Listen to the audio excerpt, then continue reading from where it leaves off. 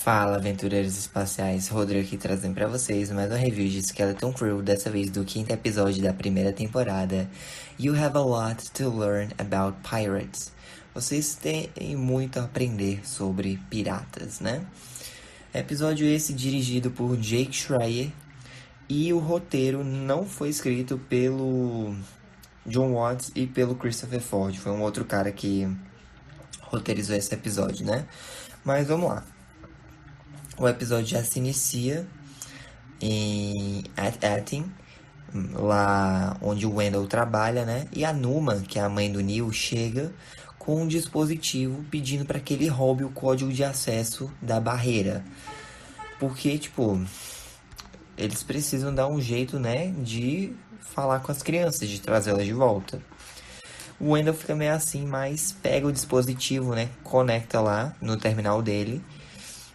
Ele tenta conseguir esse código de acesso, mas o droid de segurança aparece e confisca, né, esse dispositivo, porque ele detectou um pico de energia no terminal, foi lá e encontrou, né, o dispositivo com o Wendell.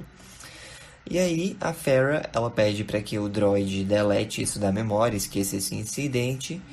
E ela diz: Wendell, eu pensei que a gente fosse seguir as regras e tentando, né, pelo supervisor, eu tô tentando dar o meu máximo aqui. Ele: mas tipo, a gente precisa enviar uma mensagem para as crianças, não precisa nem dar muitos detalhes sobre Etin, né? Ela: olha, eu tô fazendo o meu melhor para conseguir aqui.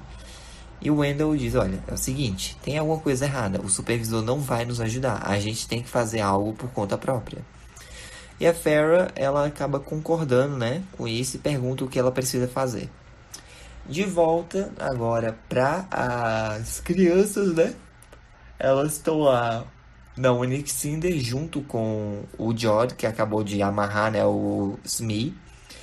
E a KB, ela meio que deu uma memória, deu uma mexida lá nos circuitos do SM para que ele fosse religado e tentasse não matá-los, né? E aí, quando o Smee é religado, ele assegura a Fern que ela é a capitã dele, não vai machucá-la, né? Pois essas eram as ordens do capitão Tech Reynolds, o antigo capitão dele, né? E aí o George fica: não, peraí, Tech Reynolds? Então a gente tá na Onyx Cinder?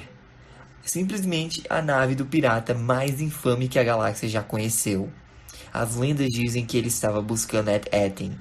Porém, ele sumiu, a tripulação sumiu, todos os dados sobre ele sumiram, a nave, tudo desapareceu. E aí eles perguntam para o Smee, né, onde fica Ed Etten, e ele diz que não sabe onde o planeta fica. Mas o Capitão Reynolds escaneou as coordenadas e a escondeu no covil dele nas profundezas da montanha Skull Ridge. E aí ele explica, né, que houve um motim.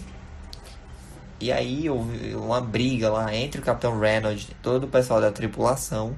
E eles morreram numa colisão em Etten, né? Mas o Smith tá muito feliz por recordar as memórias dele. E ele é desamarrado e leva a galera para o planeta onde ficam, né, as montanhas de Skull Ridge. Mas no meio do caminho, o George nota que o Wim tá meio triste, meio cabisbaixo, e o encontra lendo aquelas histórias, né, de Jedi, daquele dispositivo dele, ele até esconde. E ele admite que sempre quis uma aventura de verdade, mas aqui, né, do lado de fora não é como ele pensava. Ele tá assustado, ele tá com medo, tá ansioso, enfim. Ele sente falta do pai e da mãe. E o George diz: ah, logo você vai vê-los, né? Ele: mas não a minha mãe, ela se foi. Ele: ó, seguinte, garoto. Esqueça seus pais, esqueça seus planetas, seu medo. Esqueça essas coisas chamadas de apego. Você tem uma grande imaginação e o seu foco determina a sua realidade. Você tem visão, faça da sua vida aquela que você quer viver. Esse lance que ele falou lá do foco, né?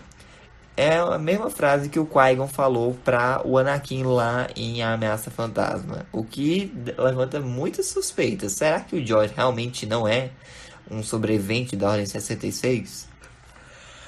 Mas, enfim, né? Ele meio que usou a força pra mexer um negócio lá. E o próprio Wayne questiona, ué, se você não é um Jedi, como você fez isso? O George dá de ombros, sai dali, né? E eles chegam no planeta onde fica a montanha Skull Ridge, que é o planeta Lanupa. Um planeta, né, que agora está permeado por iates recreativos. E aí o George diz que fez uma reserva no lugar, mas é proibido crianças. Então ele diz para elas ficarem na nave, que ele vai com o Smee sozinho para pegar as informações no Covil, depois ele volta. A Fern tá desconfiada, dizendo, não, você vai dar no pé, né? Vai nos deixar para trás. Ele, não, calma aí, relaxa. O Smee mesmo diz que só vai se a Fern for, porque ela é a capitã dele, né? E o George diz, tá bom, esvaziem seus bolsos, porque eu vou precisar de todos os créditos da velha república que vocês estiverem guardando. E aí, né, ele põe uns disfarces. Ele põe uns disfarces nas crianças e as apresenta, né, como os mais sábios anciões de Bratica. E aí, o próprio Smith fica reclamando, né, que estragaram o lugar e tal. A mulher que os recepciona diz que não devem ter armas no spa. O local foi transformado no spa, né, a montanha. E eles colocam um parafuso de restrição no SMI. Só que quando a funcionária não tá olhando, né, o George usa meio que a força para puxar, né, a lâmina, a espadinha dele de volta, a adaga. E aí eles notam, né, que a parte de baixo, que é onde o Smith falou que ficava o covil, agora virou umas fontes termais pro spa. Não só isso, tem a segurança tá muito alta ali. O George questiona o porquê, né? E a funcionária explica que é porque o clã bancário tá ali para uma conferência econômica. Eles devem estar alertas para espiões e impostores, né? Ela inclusive pergunta como está o nome da reserva e ele a suborna, né, com créditos e ela dá um nome lá para ele, o professor Gorlox.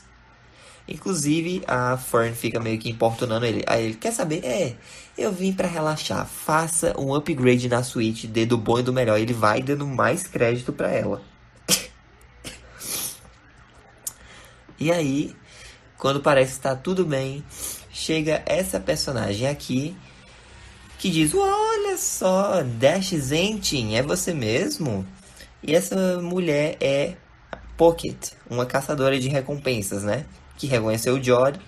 E ela diz que não trabalha mais para a guilda, e sim para um cliente particular. Paga melhor, né? Mas relaxa. Tipo, inclusive ele tinha deixado ela pra morrer num lugar lá, mas ela pede pra ele relaxar porque ela não veio ali atrás dele. Só veio descansar mesmo. Inclusive, ela não lembra de ninguém com esse nome quando ela pesquisou no banco de dados. Obviamente é outro codinome, né, que o George estava usando. E ela diz para as crianças não confiarem nele. A funcionária fica meio que zombando, né, fingindo desentendida. Ele dá todos os créditos que ele tinha e diz: olha, hospedagem, sem bagagem, estamos com pressa, tá bom? E eles vão para a suíte, que é mega chique. Ele pede para as crianças serem rápidos, né, com o plano. E o Smee desenha o símbolo do Reynolds, que é onde ele marcou, né, a entrada do covil dele. Então, eles vão ter que se dividir em dois times para procurar, porque o lugar é bem grande. Só que aí as crianças estão lá brincando, fazendo guerra de travesseiro, e o George já tá sem paciência, ele dá um grito nelas.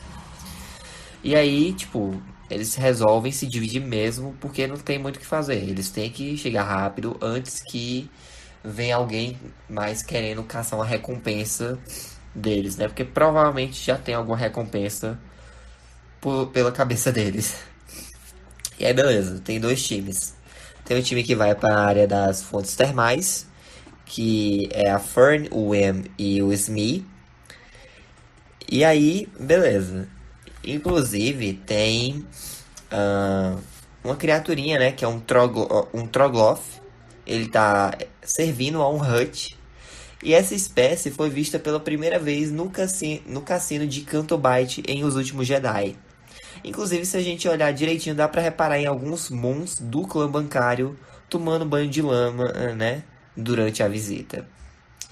Outra curiosidade, a Pockits, né, é interpretada pela atriz Kelly MacDonald, que fez a voz original da Merida lá de Valente, um filme da Pixar. Mas beleza, já que era bem subterrâneo o lugar, eles decidem seguir os canos e chegam em algumas grutas. Enquanto isso, o outro time é o Jod, a KB e o Neil. Eles estão observando algumas gravuras perto de uns locais aquecidos. Um guarda chega até eles e diz: Você é Umian Gorlox de Scipio? E aí o Jod só manda todo mundo correr, né? Ah, e aí, beleza. Eles são perseguidos pelos guardas que falam um outro codinome dele, né? Que é Jodwick Zank. A KB usa uma chave de fenda lá para abrir uns canos e empurrar os guardas para a água. E o Smee aparece dizendo que o Wim e a Fern estão precisando de ajuda, porque eles estão com problema nas grutas, né? Quando eles estavam lá, eles encontraram uma mesa com o símbolo do Capitão Reynolds, mas também encontraram uma criatura chamada Ctalops. Só que quando o outro grupo chega e encontram, o Wim e a Fern estão de boa lá conversando com o Ctalops, fizeram amizade com ele, estão contando a história da aventura deles, né? E ele decide ajudar, quebrando o local, abrindo a passagem para eles. Só que aí que tá, os piratas, a tripulação do Capitão Brutus já chegou em Lanupa, né? E ele é o contratante da Pocket. E ele tá atrás do Capitão Silvo, do ex-Capitão Silvo, né? A tripulação da Onyx Cinder se depara com um labirinto repleto de armadilhas. E aí, quando eles vão pegar uma formação, né? O Jod quer ir no final, mas a Fern o lembra pra não esquecer do acordo deles. E aí, tipo, eles relaxa, relaxa, eu vou no meio, então eu não vou no final. Eles chegam até uma câmara, mas não é água que tem no chão dessa câmara, e sim ácido. E aí, a KB nota, né, uma escrita lá nas gravuras e usa o visor dela para traduzir a mensagem que diz o seguinte: Todos que entram no paraíso devem fazer o maior sacrifício. E qual é o maior sacrifício, né, gente? A vida. Mas o George explica que eles têm muito a aprender sobre piratas. Afinal de contas, qual seria o maior sacrifício para ele? E o Wim percebe: o tesouro. Só que eles estão sem créditos, porque o George deu todos para aquela funcionária, né? Só que não, ele ainda tinha um. Então ele joga o crédito lá no ácido, que ativa um mecanismo que drena o ácido inteiro. Eles encontram, né, a porta pro covil do Capitão Reynolds, entram lá e o George já vai passando as ordens, né, ó. Se espalhem, procurem um dataport rápido e não toquem em nada. Um dataport pode estar disfarçado, pode ser qualquer coisa. Então procurem algo estranho. O Emma acaba encontrando um sabre de luz, né? Mas o Neil chama a atenção da galera porque tem uma mesa cheia de comida podre, mas tem uma comida lá, parece um frango, que parece que acabou de sair do forno. Então o George o Neil vai tentar tocar. Ele encosta numa cadeira que ativa um alçapão. Ele quase cai, mas o George o puxa para trás, né? Ele consegue pegar a comida, que na verdade é uma alavanca. E aí ativa, né, um registro do capitão. O Smee se conecta lá, né, e acessa e consegue as coordenadas para Etin. Inclusive, os piratas lá do Bruto já estão batendo na porta, né, do lado de fora do covil. E agora que o Smee tem o acesso ao controle do sistema ali, né, o George pede para que ele encha a câmara com ácido. O Smee atende a ordem e os piratas do Brutus provavelmente já eram, né? Então ele questiona se o tesouro de Etin é real. O Smee diz que o tesouro é mencionado nos registros e ele passa, né, uma mensagem do capitão para que o George e as crianças escutem, né? O rosto dele não é mostrado no log porque fica falhando, né, esse holograma. Mas eles conseguem a informação de que Etin é a última casa da moeda da Velha República. Ou seja, eles podem fabricar infinitamente os créditos da Velha República. É literalmente uma mina de ouro ali, né? E aí o George já fica meio ganancioso. E a Fern diz: calma, lembra do nosso acordo. Mas então ele invoca, né, o código dos piratas, pois é direito dele, né? E agora ele quer desafiar captando um duelo até a morte. Eles até tentam falar pro Smee que isso não é justo, mas ele não. eu lamento, mas eu devo seguir o código dos piratas, né?